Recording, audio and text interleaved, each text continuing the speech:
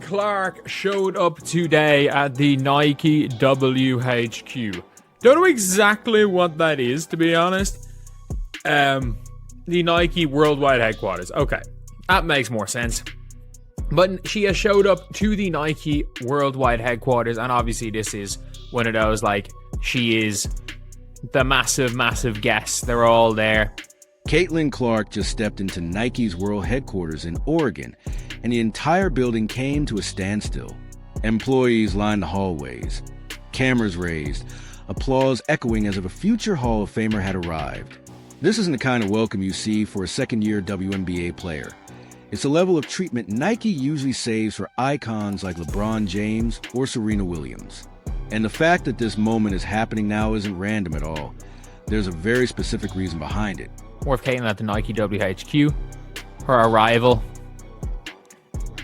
Obviously, when it's Caitlyn Clark, they're all clapping her. It's muted right now on your screen, so like, it is what it is. And obviously promo material shown and given out. So this is the annoying thing about this is why is everything about this talking about worldwide? You can't get anything Caitlyn Clark related outside states. Can't get anything Caitlyn Clark related. Look at that reaction. They're treating her signature logo reveal like a full-scale company product launch. And that's where it gets interesting. When the logo first dropped, some people in the basketball community said it looked more like a lifestyle brand than a pure performance basketball signature. But that's actually the brilliance behind it. Nike learned a critical lesson from the Sabrina Ionescu line. Her shoes didn't just sell out with hoopers. They sold out with people who wanted stylish, everyday sportswear. The Caitlyn Clark logo is built with that same vision. It's made for t-shirts, hoodies, and jackets, designed to live everywhere, not just on a basketball court. The whole Caitlyn Clark thing, why they're pushing this right now, is because the shoe's coming soon. This sneaker is going to be revealed soon. So they said spring. I think they said spring. It's meant to be released, I think, in spring of this year. I think if we're being real, like, she's already done the podcast rounds. She was on the Kelsey's podcast. She was on talking about the shoe. She's been doing plenty of things at Nike, playing things with Nike. And there's been so many little things. This is where Nike's strategy becomes extremely calculated. They're pushing this media blitz right now because the shoe reveal is right around the corner. Spring 2025 is the official timeline they're committed to. Caitlyn has already made the podcast rounds, including a sit-down with the Kelsey brothers where she specifically discussed the shoe design process. She's also been at Nike headquarters multiple times over the past few months, working closely on the final details. That context also explains why she ruled out playing in Unrivaled this year. Last season, she was non-committal about the 3-on-3 league. But this year, she shut it down immediately during the WNBA season. Nike needed her fully available for this launch.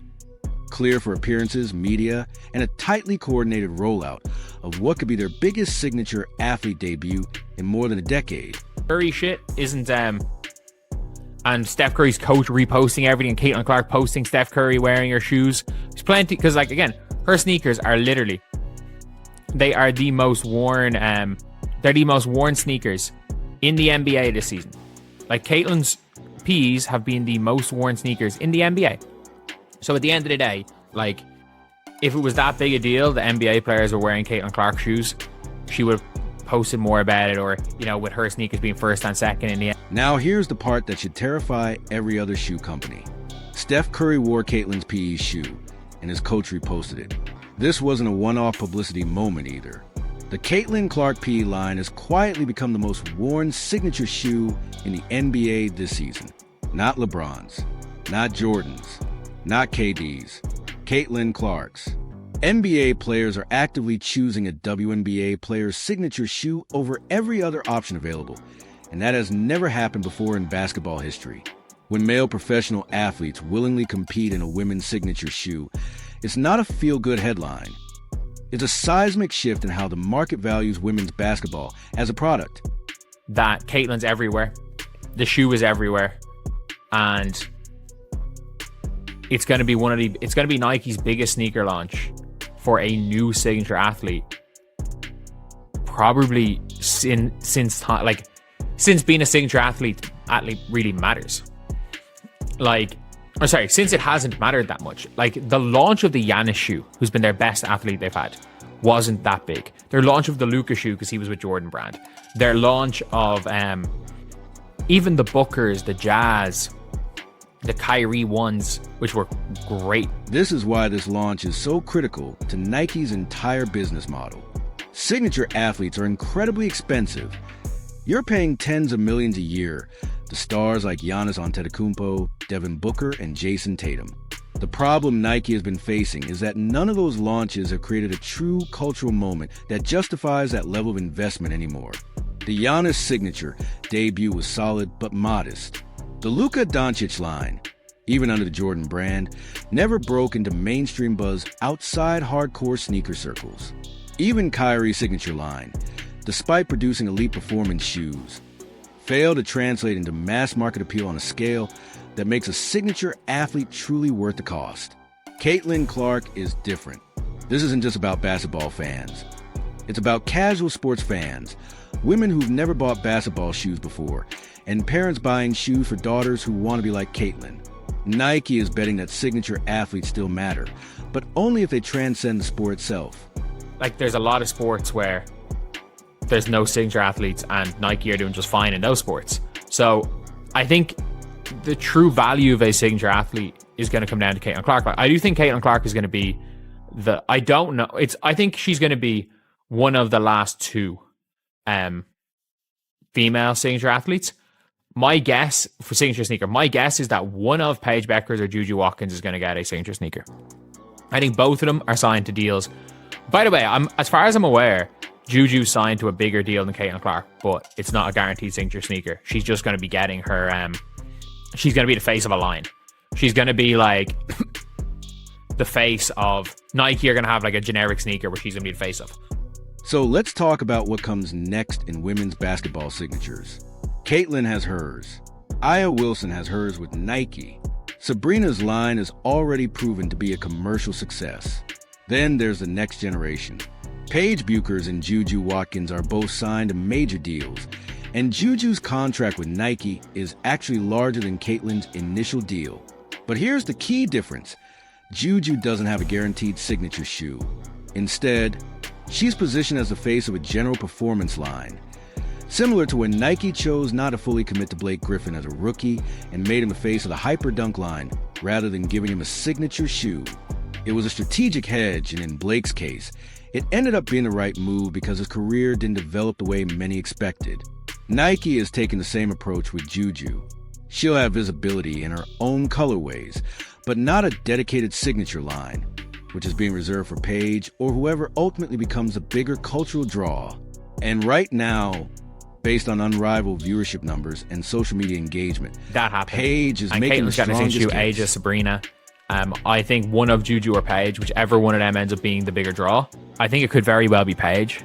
I'm not going to lie. Like, I'm looking at unrivaled numbers. I'm looking at everything, and I'm like, nowhere near Caitlyn level in terms of hype, but like, Paige, there is a level of hype there with Paige. There genuinely is. So I can see that happening.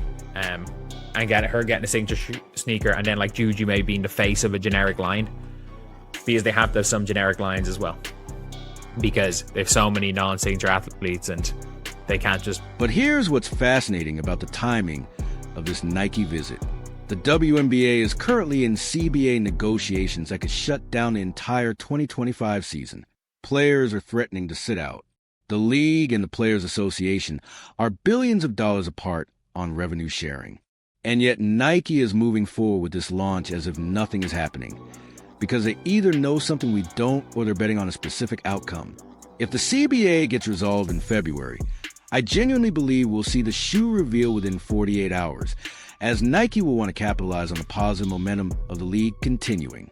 But if negotiations drag into March and April, they're still going to release the shoe anyway, because they already have a backup plan in place. Caitlyn Clark situation for her during her rookie season, but hopefully that's all kind of been put to bed and we get to see the sneaker soon.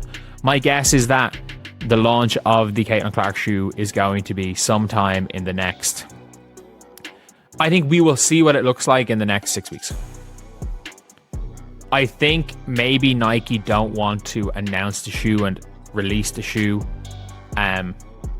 during. And that backup plan is the FIBA World Cup qualifiers in March. Team USA has qualifying games scheduled, and Caitlyn Clark is on that roster. So even if the WNBA season doesn't happen, Caitlyn will still be playing competitive basketball on an international stage in March. That's when we're likely to see the shoe for the first time. She'll debut it in a Team USA game. Nike will release the official images at the same time, with pre-orders going live immediately.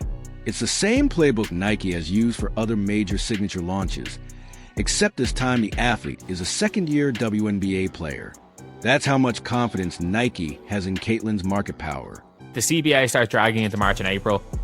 I think they're going to release the shoe anyway.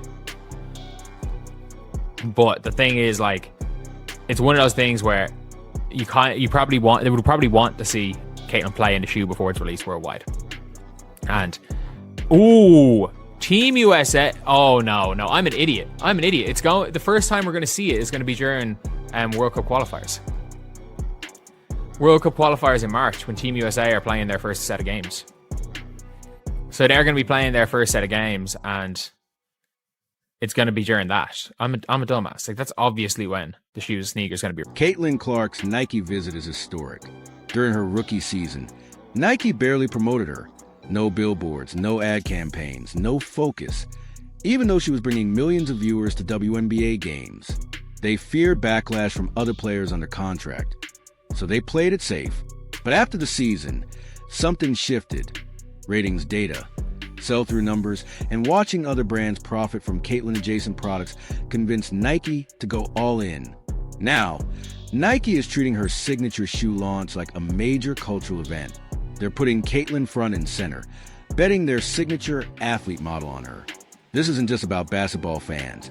It's about casual sports fans, parents buying for daughters, and the next generation seeing themselves in her. The WNBA has long feared elevating one star, worried it would create division, but Caitlyn is forcing a new reality. Marketability matters more than comfort. NBA players are already wearing her shoes, Steph Curry included. That has never happened for a women's player before. Nike is confident that the March launch, whether during the WNBA season or at the FIBA qualifiers, will be massive. Pre-orders will crash websites. First colorways will sell out in minutes, and resale prices will spike. Caitlyn didn't ask for this. She's simply playing at an elite level, but she's changing the game. This is a test. Can a women's basketball player be marketed like the world's biggest male athletes? So far, all signs say yes.